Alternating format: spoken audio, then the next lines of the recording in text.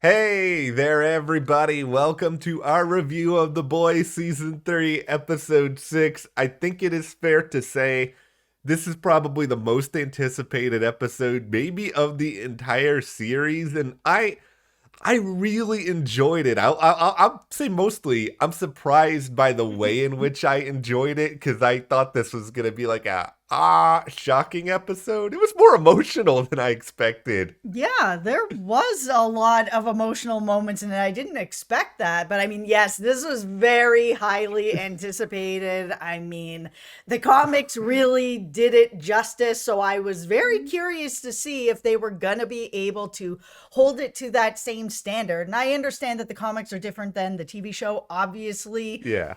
but I mean, this is like superheroes. We know what's going on. I'm not going to say it here, Yeah. but like it really had the potential to be like just crazy cuckoo bananas. All right. Well, before we get into some of the cuckoo bananas of it all in this episode, hit that subscribe button. We are here discussing every single episode of The Boys Season 3. We do not want you to miss what is coming up because we are already pretty close to the end. Okay, before we get into everything going on at the TNT Twins house, Oh boy.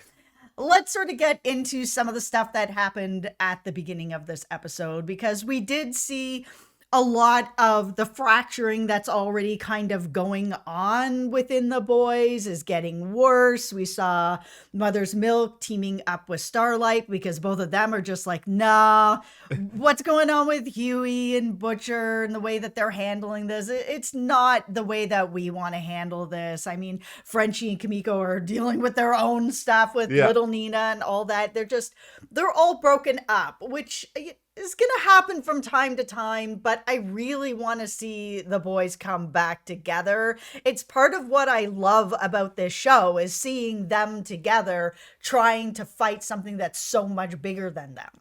Yeah, the boys' storyline this season, like this is actually part of the season that's making me the most sad, just because I'm used to seeing all of them together, and I don't like the direction that Butcher and Huey are going with this temporary V, and I don't mean that in a sense of like, oh, it makes no sense for their characters, because it definitely does make sense for what their characters are doing and who they are and who they've been. It's just I like seeing the group together. I like working on them working on things together. I will say that out of all of them, I probably appreciated Mother's Milk the most in this episode. I mean, that's probably no shock given that this is like my favorite character in the entire show. I have to also say, I really like Starlight's role this season because she really has been sort of the character that feels like if she does enough good, then good will continue to sort of flourish. And she's starting to realize that she can't change things from within. She really thought she could, that she could just hold on. But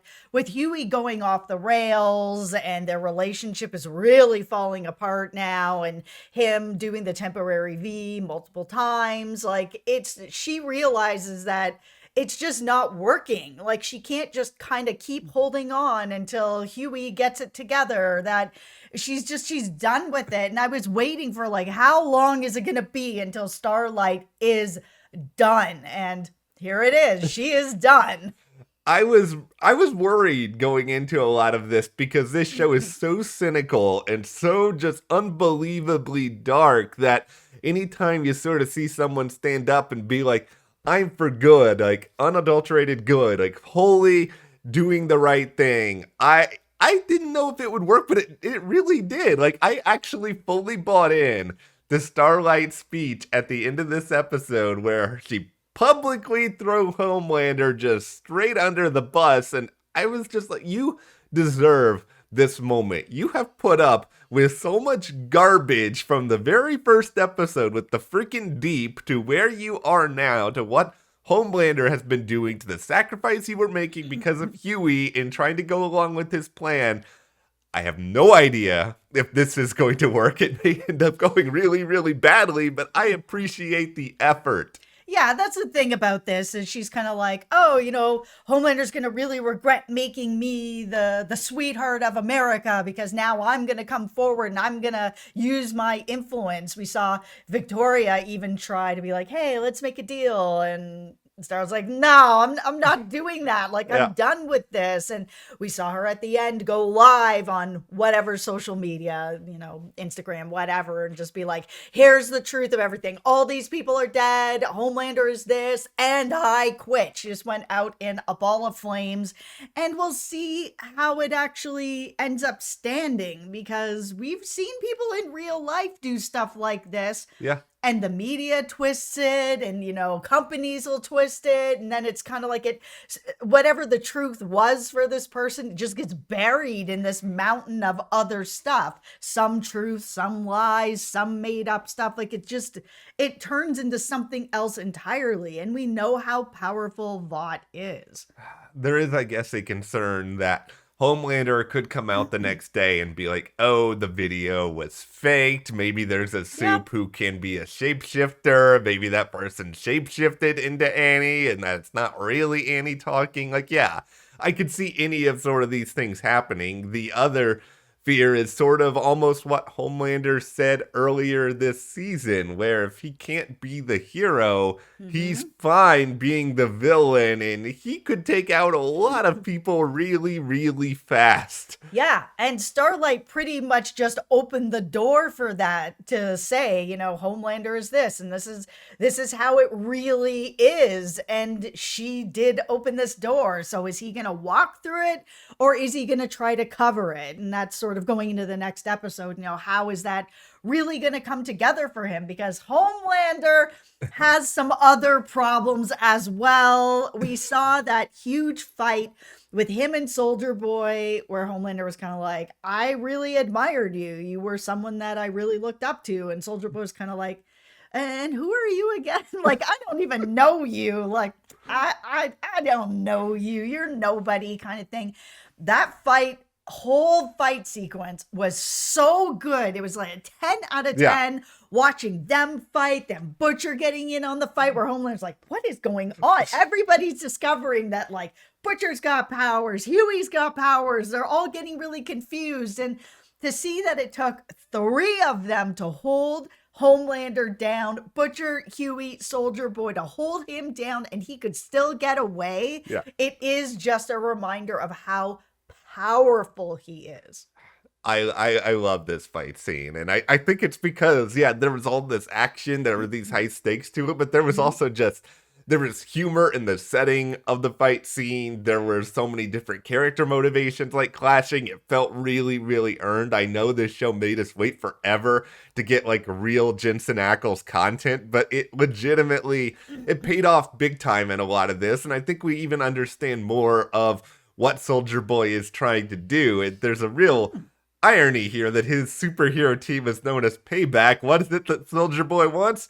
Payback! Yeah, we talked a little bit about what we thought his motivation was in our last review, which we'll link for you below. The conversation between Butcher and Huey and Soldier Boy in this last episode, it wasn't very clear kind of what they had offered him or why he wasn't killing them or what was going on, but we got much more clarity here with that more private conversation with Huey and Soldier Boy, where he was just like, I really loved Crimson Countess. I thought we were going to have a family. Like, we were together. Like, my team, I really believed in them, and they all just turned on me, and I don't know why, and I don't understand. And yeah, he was a little bit of a bro dude jerk, but was that enough for his whole team to turn on him? Like, really, what happened? And we did kind of learn that Black Noir was a little bit behind this whole betrayal. We saw him pull out his own tracker and run, where I was just like, wow, if he's scared, then there's something he's really done. And Soldier Boy was sort of talking about that as well. And Homelander kind of too, where he's like, what? He ran? Like, this is really strange. Just this idea that if Black Noir is the person that sold them all out, that he is Vought's guy, so that it had to be something bigger behind him. like Vi. All right, it's time to have a controversial opinion 10 minutes into this video. Black Noir, you're gonna die this season. Oh no. It's over. I'm sorry. It's just I love the Black Noir jokes of him just like standing around silently in these weird commercials and all of this. And I'm not saying it's played out. Like I could watch another few years of it, but I kind of feel like at this point they're going to want to bring in some more new blood into the seven. And I understand Supersonic already got owned and there's like a spot available in the first place. And we still don't really know what's going on with Queen Maeve. But it's just like this show, I think, continues to want to put a new fresh coat of paint on things. And I could see them having Black Noir sort of taken out being kind of the fall guy for a lot of the stuff going on. That leaves it open for a lot of the, characters who actually speak on this show to continue to move forward and be kind of prevalent in these storylines. Yeah, the seven, Supersonic was like part of the seven for a minute, so Yeah. I don't even really count him. But they haven't had like a lot of major deaths within the seven besides like a translucent. We're 3 seasons in now. Like we need to lose another member of the seven to something like that, and to just show that Soldier Boy's power really is something that's serious. Yeah. I feel bad for Soldier Boy. They've done a really good job with that. That conversation with Huey really made me feel for him. And it was nice to kind of have that feeling that Soldier Boy's not just another Homelander, another terrible human being, that he's like, I feel really betrayed. I am on a revenge tour. I did not mean to kill all those people, in Midtown. Whatever's happening to me is something that I just black out. I can't control it. I don't really know what's happening. And I don't know what's happening afterwards. Like, it's not all in my control. It's refreshing in a way that this is how this character has turned out, because I did think going into the season it was just going to be another Homelander and that it was just going to be, all right, we're watching the same thing with 2 different guys. I mean, yeah, it could be fun, but it could also just be very repetitive. I'm glad they didn't go in that direction. And okay, we're 12 minutes in now. This is not a controversial hot take, but this is going to be a very delicate dance to not get demonetized, because I got to talk about the scene itself at this party.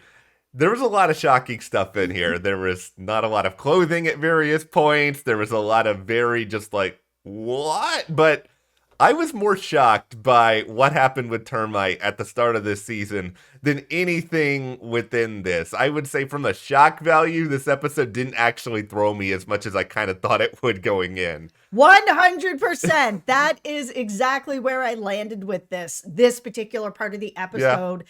The rest of this episode and all the more emotional stories that were going on, that hit me way harder than this. I expected to see like more superhero type shenanigans going on. We saw like the mind bender, and I was like, okay, that's something. That's, I wouldn't have seen that. That's something.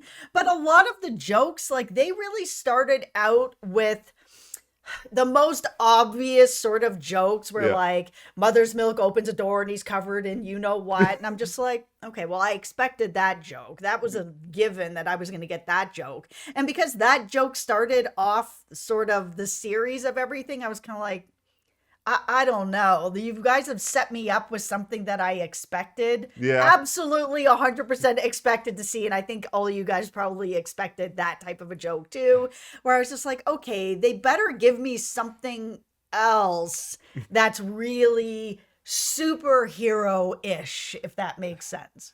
I kind of wonder with this scene in particular, because, actors, you get into the job to play a character and you want to do different things, but I'm guessing there's also certain things that you were just like, no, that is a bridge too far. And I know even Jensen has kind of talked a little bit about, apparently at some point this season, he sent a text to Eric Kripke where he was just basically like, as a father, as a husband, I just can't do that. And I kind of wonder if there were a few moments where the producers wanted to take things to another crazy level and all of this, and it was just like, no.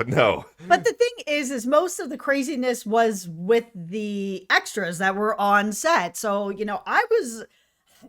there was just a couple things that weren't working with the scene. Yeah. Like the TNT twins place was kind of small, so it felt really cramped. Like, and I don't know if they did that to be like, oh, so you can see this and this and Yeah. this and this, but I was just like, I expected it to be like, oh, this has been going on for decades. I was just like, okay, then I expect this to be huge. Like every superhero's here. I'm gonna watch people doing things as they're flying in the sky. Like, and none of that was really happening. Yeah, and I so don't know. I had a bit of the disappoint with that, which, take that for what you will, considering what that scene was. yeah, it's very weird where it's like, 99% of the time, most of the things in this scene, I'm just like, nope, don't need to see it. But when I'm expecting it, I kind of wanted them to go to another level with it. Yeah, listen, that Timothy scene was 100 Oh, times more shocking, where I was just like, my mouth was open. yeah. I couldn't look. Like, I was like, oh my God. And this wasn't. So, No.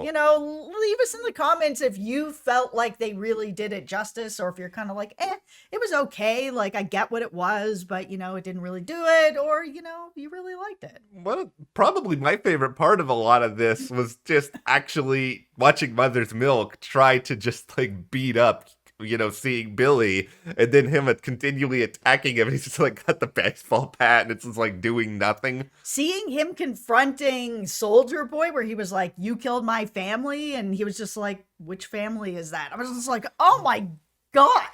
Yeah. That was more shocking. And, I expect that Soldier Boy probably wouldn't know all the people that he's killed. And from the story that Mother's Milk had sort of told, where he was like, I feel really responsible for my family getting killed because I saw him out on the street, like stopping crime or whatever. And I got my grandfather up to look at the window, and he threw this car through our place and killed my grandfather. It's my fault. I was like, okay, I understand why you feel guilt, and I understand why you blame Soldier Boy, but Soldier Boy didn't look up. I'm defending Soldier Boy. He didn't look up to the window and was like, I see these guys, and take this car and throw it up into their house. He just wasn't paying attention. Yeah, I guess this is probably a symptom of being a soup for this long. I mean, I don't know. I'm not a soup. I know that's a surprise to a lot of you out there, where if you have these sort of powers, maybe you get reckless here and there. I mean, my heart still goes out to Mother's Milk, though. I understand where he's coming from. No, it is something like that. And we have seen that, especially with A-Train, who's really trying to fight against Blue Hawk and what Yeah. he's doing, and goes to Ashley, and Ashley's like, do I need to remind you of the people that you accidentally killed and we had to cover up for you? Like, you have done stuff as well, like everything that happened with Popclaw and Robin, and come on, like, get some perspective on this. He kind of does. Like that scene with him actually apologizing to It Huey. felt sincere. Yeah, it did. I legitimately believed it. I thought when Huey was going to ask him for it that he was going to do kind of his typical, I'm sorry, and do it. But I felt like he really, really meant it. And I think Huey was legitimately just totally thrown off by that. Yeah, he was. I think he was ready to punch A-Train, and I think Yeah. he felt like A-Train was going to give him attitude, and he just doesn't know that A-Train has been changing, and he Yeah. has been getting a different perspective on things, and he is having more sort of self-reflection. It's not a lot. He's not there all the way Yeah. on this journey, but he's on a journey, and I think he really didn't expect that to come out, and to come out so sincerely, just to be like, I am really sorry that when Huey punched him, A-Train was like, whoa, wait a second, what is going on? Like, how are you doing that? I think A-Train, and I could be wrong, but I really think there's a chance that he could be one of Starlight's bigger allies by the end of this season if he continues down this road. Like you said, he's not there yet, but I think he at least understands now that there are consequences to Soup's actions, and that he can't just sort of blow off, killing Robin and acting like it's no big deal anymore.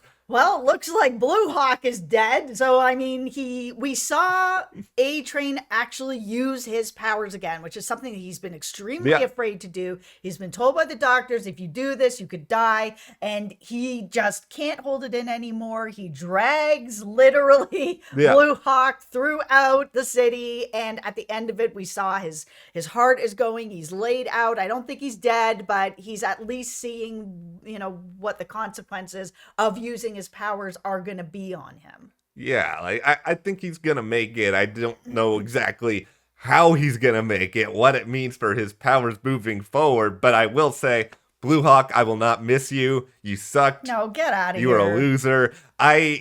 It was a good moment, I think, for ultimately A Train to sort of understand everything that he feels inside, that this guy has no remorse. He doesn't care about anything that he's done. Like, it was vengeance and revenge, but it was also something that was kind of it was justified in A Train's head. It didn't come out of nowhere. Okay, let's talk about Kamiko. All right. Frenchie. Okay, listen, I've been pretty honest that this is not my favorite storyline that's going on, but also some of my favorite storylines that are going on. Nina can go. I'm Yeah. really sort of done with that whole thing. I thought she was really just going to be here to help them find Soldier Boy, and then we were going to be done with it. No, she's back. She's got Kamiko, she's got Frenchie, she's got Shelly, she's got everybody all laid up. Kamiko thinks that maybe she had run Frenchie off with this kiss. It turns out not to be the Yeah. case. And it really is, I'm done with the Nina storyline, but I do like the self-reflection that's going on, especially with Kamiko, who ends up killing one of the guys there, where she doesn't have her superpowers anymore. Yeah. And by the end of it, she's just like, I'm still a monster. Cool. Like, man, I thought it was the superpowers. Turns out I'm just like this. Amazing. And I mean, she's really going through it with this, where Frenchie is like, no, you're not like this. You were in a situation. Yeah, this was her trying to not just protect herself, but protect Frenchie and try to make sure they could get out of this. I think having that moment was really, really important, and I'm hoping by the end of this season she'll have a greater understanding of who she can be in both happy and sad Yeah. and difficult moments. I also will say, though, that I don't care about Nina at all. Like, I don't really like that part of the storyline. It's like, I love Kamiko and Frenchie. Can we just extract them from everything that's going on here and then just move them into something else this season? Yeah, I feel like them together could still be on this journey of self-reflection, where Kamiko's like, oh man, was I a monster because of these powers, or am I still a monster? Is this still just something in me? Like, I need to sort of figure that out. Frenchie, on the other hand, is like, am I just this lapdog to people? Do I have my own feelings, thoughts? Like, am I this broken that I'll just follow people around? These two are very positive for each other, where they're trying to reassure each other. No, we're not like this. You're not like this. I'm not like this together. That could be happening with Butcher and Huey and Mother's Milk, because the last episode was really like, okay, we're going to stay in this for right now to help Mother's Milk because we love him and we care about him. They just weren't around at all because they're getting captured by Nina, who doesn't matter. I hope this is over in episode 7. I want the boys back together at the end of this season. And even if they're not back together on the same page, just have them back together so they can fight all this out. Do whatever you guys need to actually get on the same page again, please. Yeah, I'm getting concerned with how much talk Frenchie and Kamiko have had about leaving the boys, and that they're going to finish this mission and that they're going to go on. That with it all getting possibly wrapped up at the end of the season, that they might move on and that they might be bringing in new people to be with the boys, because their stories are so separate now from everything that I just don't know how they not only come back, but actually work with Billy anymore. Like, they are building themselves to not work with him anymore. It's a very interesting sort of challenge that the writers now have to try to undo, because it is sort of like, I don't know how this happens either. I like a lot of the characters on The Boys. I don't want to see like this group go away or individual characters go away, but Butcher's got some apologizing to do. There needs to be some, like, do they go to a wellness retreat and try to do some team building exercises? No, there has to be some sort of stakes on Butcher that makes them care. Yeah. Yeah. Well, hopefully over the last couple episodes, we'll see what happens there. But go ahead, hit that subscribe button so you guys don't miss any of those. Thank you so much for watching. Follow us on Instagram at Matt and Jess TV. We'll see you here next time.